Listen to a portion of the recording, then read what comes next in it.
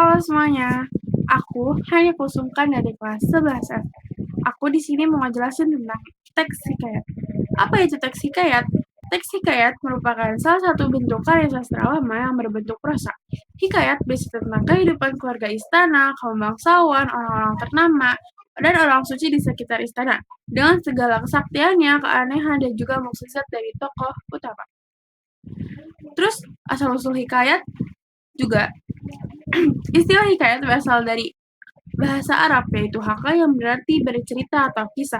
Dalam bahasa Melayu, hikayat diartikan sebagai karya sastra lama yang berbentuk prosa dan berisi cerita, undang-undang, dan silsilah yang bersifat rekaan, keagamaan, historis, biografis, atau gabungan dari sifat-sifat tersebut.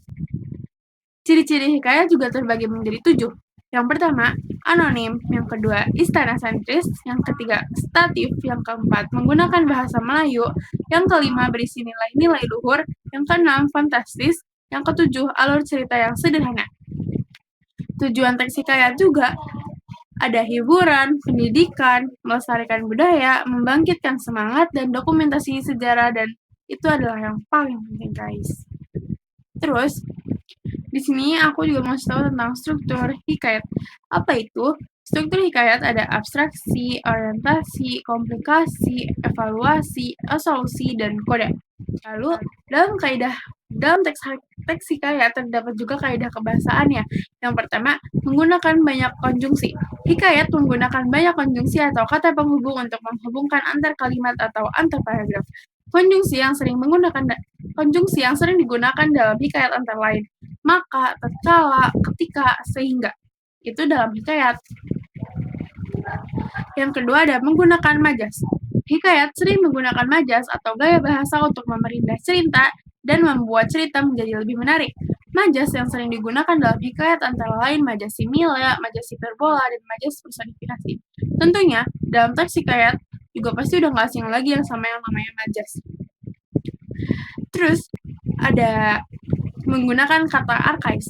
Hikayat menggunakan kata-kata arkais, yaitu kata-kata yang sudah jarang atau bahkan tidak pernah lagi digunakan dalam bahasa Indonesia modern di Indonesia saat ini.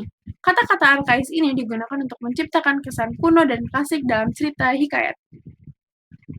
Terus, kalau kita mau membuat teks hikayat itu gimana sih caranya? Apa sih tahap-tahapannya? Di sini aku mau ngasih tahu. Yang pertama, tentukan tema dan cerita. Yang kedua, buatlah kerangka ceritanya. Yang ketiga, kembangkan karakter tokoh dalam cerita tersebut. Yang keempat, gunakan bahasa yang indah dan puitis. Yang kelima, tambahkan unsur fantastis. Yang keenam, sunting dan revisi. Terus, mungkin sekian yang bisa aku sampaikan tentang hikayat. Maaf kalau ada salah-salah kata.